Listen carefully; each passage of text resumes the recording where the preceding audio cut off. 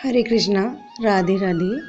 आज का प्रसंग है कंचन, कामिनी और कीर्ति। याद रखो, एक दिन मृत्यु अवश्य होगी और कब होगी इसका तुम्हें कुछ भी पता नहीं है। अभी होश आवास दुरुस्त बैठे हो, शायद अगला ही मिनट तुम्हारी मृत्यु का काल हो। उस समय तुम्हारे सारे काम ज्यों के त्यों धरे रह जाएंगे। अभी काम से तुम्हें पल भर को फुर्सत नहीं मिलती, उस समय आप ही सदा के लिए फुर्सत मिल जाएगी। अभी शरीर के आराम के लिए तुम बड़े सुंदर महलों में मुलायम गद्दों पर सोते बैठते हो। उस समय निर्जन वन में सियार, कुत्ते और गीदों से घिरे हुए डरावने मरघट में खाली जमीन पर तुम्हारा यह सोने सा शरीर जलकर खाक हो जाएगा। सारे अरमान मन में ही रह जाएंगे। सारी शेखें चूर हो जाएगी, सारी हेकड़ी काफूर हो जाएगी। तुम्हारी मद भरी, गर्व भरी और रिस भरी आंखें सदा के लिए मुद जाएंगी। कैसे निश्चिंत से होकर भोगों में भटक रहे हो। चेतो, शीघ्र चेतो, फिर पछताने से कुछ भी नहीं होगा। इस शरीर से छूटकर जब तुम परलोक में जाओगे और वहाँ तुम्हारे यहाँ के कमाए हुए कर्मों का भीषण फल जब सामने आवेगा, तब कांप उठोगे।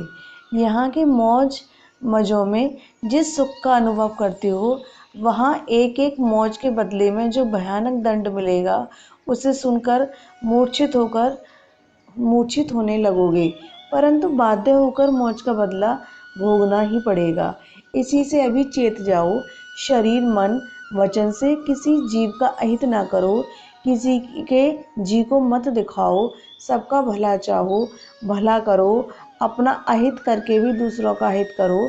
निश्चय रखो, तुम्हारा अहित कभी नहीं होगा।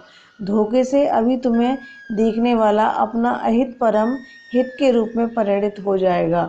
सबको परमात्मा का स्वरूप समझकर सबकी अहेतु की सेवा करो। परम कृपालु परमात्मा का मन, वाणी और शरीर से भजन करो। मन से उनका ध्यान करो, वाणी से उनका गुणगान करो और शरीर से सर्वत्र सब में उन्हें विराजित देखकर सबकी आदर, प्रेम और उत्साह के साथ सेवा करो। विषयों से मन हटाकर भगवान में लगाते रहो। विषयों को विष समझो और भगवान को दिव्य अमृत। भगवान के लिए भगवत पूजा के भाव से विषयों का ग्रहण करना दूषित नहीं है, परंतु कभी भी भोग बुद्धि से विषयों को ना चाहो, ना भोगो, ना उनमें प्रीति करो। श्री भगवान को प्राप्त करने की जितनी साधनाएं हैं, सब में वैराग्य और भजन प्रधान है। जिसके हृदय में वैराग्य है, वह बड़े से बड़ा त्याग सहज ही कर सकता है। त्याग से सारे सद्गुण आप ही आ जाते हैं, परंतु वैराग्य के साथ भजन की आवश्यकता है। संसार के भोगों से हटाए हुए मन को साथ ही साथ भगवान में लगाने का भी प्रयत्न करना चाहिए। धन, स्त्री और मान, इन तीनों का मोह छोड़ने की चेष्टा करो। धन का महत्व हृदय से निकाल दो। दान और सत्कार्य के लिए भी धन संग्रह की चेष्टा मत करो। न सत्कार्य की प्रवृत्ति के लिए ही किसी धनवान से धन मांगकर धन को महत्व प्रदान करो। अपने लोभ रहित न्यायोपार्जित धन से यथा योग्य सत्कार्य करो। उस माता लक्ष्मी को भगवान की गृहिणी समझकर भगवान के चरणों में भेंट कर दो। तुम तो माँ का दिया हुआ प्रसाद मात्र ग्रहण करो। माँ लक्ष्मी को कभी भोग्य मत समझो। तुम किसी सत्कार्य में लगे हो तो जहाँ तक हो बिना मांगे मिल जाए, उसी धन से सत्कार्य करो। धन में तुच्छ बुद्धि करो और उनकी आवश्यकता को यथा योग्य घटाते रहो, जिससे तुम्हें किसी से भी कुछ भी मांगना ना पड़े। स्त्री जाति का अपमान ना करो। स्त्री जाति से कभी घृणा ना करो, परंतु उसे भोग्य वस्तु समझकर उसका अमर्यादित संग भी ना करो। तुम कहोगे, हम भोग्य वस्तु नहीं समझते, देवी समझते हैं। बहुत अच्छी बात है, परंतु मन बड़ा दुष्ट है। बड़े बड़े तपस्वी और संयमी पुरुष संग से विचलित हो जाते हैं। अतएव झूठे अभिमान को छोड़ दो। अपनी कमजोरियों पर ख्याल करके स्त्रियों से अलग रहो। धन से स्त्री का त्याग कठिन है और स्त्री की अपेक्षा मान का।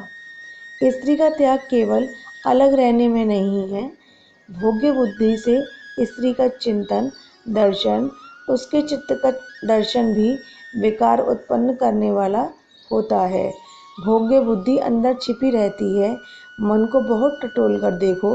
अपना दोष पहचानने की इच्छा से गहरी अंतर्दृष्टि करो। तुम्हें पता लगेगा स्त्री के रूप पर, उसके वेशभूषा पर, उसके शब्दों पर, उसके हाव भाव पर तुम्हारे मन में आ सकती है।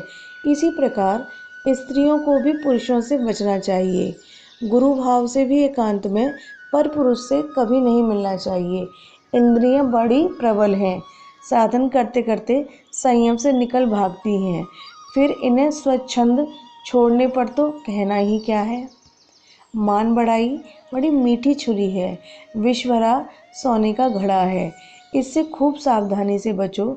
बहुत बार मनुष्य मान का त्याग भी मान के लिए ही करता है। अपमान को भी मान की कामना से सिर चढ़ाता है। सावधान, मन के धोखे में मत आओ। सच्चे अमानी बनो। मनुष्य धन और स्त्री को छोड़ देता है, परंतु मान का त्याग और उसमें भी शारीरिक मान की अपेक्षा मौखिक बड़ाई का त्याग होना बड़ा कठिन है। कीर्ति की कामना में बहुत बड़े बड़े सत्कार्य बड़े सस्ते बेच देने पड़ते हैं। कीर्ति का लोभ ना करो, भगवान का लोभ करो।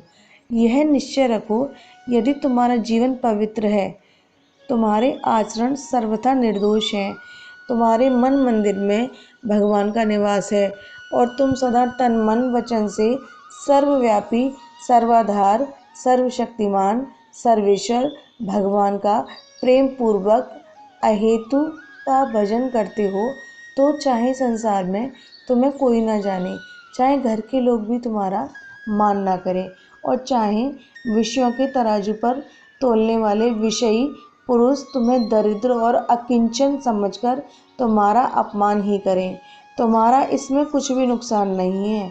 तुम्हें सबसे ऊंचे धाम और सबसे बड़े नित्य और अमिश्रित आत्यंतिक सुख को सदा के लिए प्राप्त हो जाओगे।